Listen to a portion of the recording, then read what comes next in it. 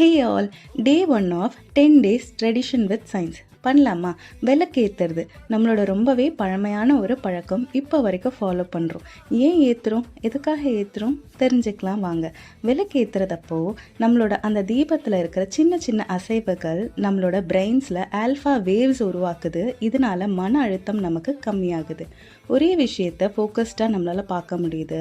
மெடிடேஷனுக்கு help பண்ணுது. நம்மளோட concentration, mental strength இது எல்லாமே இம்ப்ரூவ் பண்ணுது.